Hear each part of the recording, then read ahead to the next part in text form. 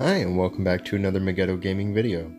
Now, I know I said I wasn't going to do a No Man's Sky video, but sorry all my Neverwinter followers, I had to get this out here. So my trick to getting nanites and units in this game is not too difficult to do. You can actually do it at about any level. Right now, all you'd really need to start, at least what I'm demonstrating here, is 100,000 units. So you can get that by you can get that by analyzing a creature on a planet. So anyone at any level can do this. The level of difficulty may increase if you're a low level player, but by doing this, you can build up quite quickly into never having to worry about units or nanites again. So what you want to do is you want to search around and find someone in a space station selling runaway mold. Now what this is going to do is when you put it into a refiner, it's going to come out as nanites. Every 5 runaway mold turns into 1 nanite, which doesn't seem like a whole lot, and time consuming, yes, but you can start this with very little units and even just 1 portable refiner. Now I like to do this by calling my freighter right outside, so that way I can just run in and use the regular refiner, so that way I'm not using any of my condensed carbon. Also, I'm only doing this on a small scale just to give you an idea.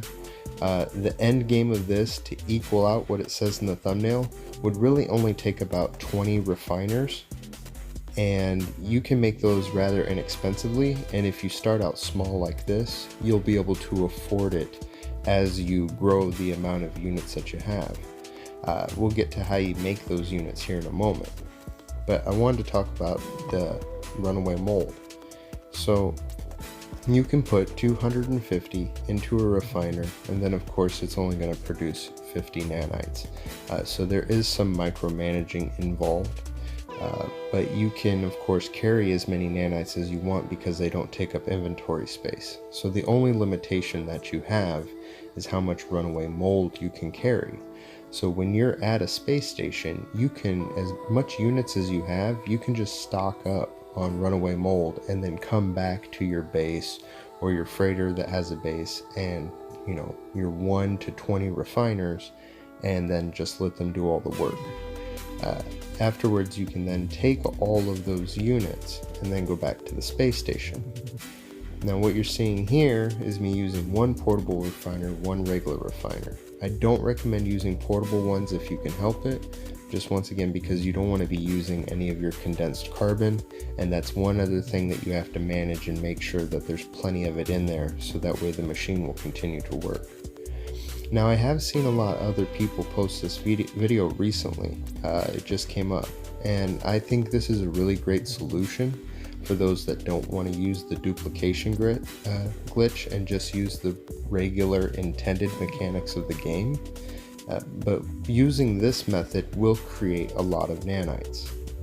But the nicest thing about this is what we'll get to in a moment is how you can turn those nanites into other materials and or even units, and you make a lot of units doing it this way without very little effort. You don't have to go out into a storm, you don't have to go mining, digging, nothing. Now I've also heard others say that you can use platinum to do this, but I don't recommend that because the cost of platinum is so high. You'd actually be better off just selling the platinum if you want the units. And as far as nanites go, they're so the runaway mold is so inexpensive as to the conversion of nanites versus using platinum. I would go that route. You can find more people or NPCs I should say, selling that than actual platinum anyways. One of the biggest reasons I want to get this out there is there's a lot of videos showing creating farms and of course duplications, and I have no problem with duplicating. I find it a little cheaty. I mean, you can play your game any way you want, but the farming aspect, there's actually a lot of time that's invested in that, and finding the best plant, finding the best recipes that you can create from said plants to really make a profit. This takes nothing at all except for units to start with, because you can go to any space station. I've tested this. Aside from the abandoned space stations, you know, in the destitute areas, you can go to any space station and find this. Now, you cannot, at least I haven't been able to find any runaway mold at trading posts. So really just stick to the space stations. And of course, you don't have to worry about pretty much everything unless it's like one of those red or blue systems that just have nothing. Everything's going to have a space station for you. So yes, this can be done like right at the start of the game if you want to. But yeah, so by far the quickest and most efficient way to do this is you don't even have to have an expensive freighter. Just any freighter will do. Use the permanent refiners instead of portable ones, so you don't have to use the condensed carbon. I wouldn't have any more than 20 of them, just because managing more than that would become difficult. But using 20 refiners will get you 100 nanites per minute. Now, another thing you can do also to reduce costs, so it costs less, so to speak, to buy the runaway mold, is when you're choosing the system you're going to, if you have an economy scanner, it'll actually tell you what the buy and sell values for that system are. And so if you really want to go in depth with it, you could shave every little bit of cost out of there. And just to give you an insight into what we're going to do next when you're selling said items, going to a system where you can sell more efficiently will definitely net you a better profit. But now that we've gone ahead and got all of the nanites from all of the runaway mold that we got, we're going to head back into the space station. And inside the space station, you know that when you get inside, if you're facing this direction and go to your left, are all the vendors. One of the vendors, or actually all three of the vendors, will sell upgrade modules if you pay them in nanites. If you buy all the C rank modules for the ships, for your mining tool, exo, whatever you want, it doesn't cost very many nanites. If you spent all the ones that we just made and you buy all of those out, what you can then do is install all of those modules into their correct places. Don't worry if anything gets overloaded, because we're just going to end up dismantling them anyways. The best ones are the ones for the photon laser. What we're going to be getting out of dismantling them are technology modules, which on average are anywhere from 50 to 70,000 units a piece. But the photon modules also have cadmium in them. So if you don't want to go to a planet to hunt down cadmium, you'll have that. I just recommend selling it.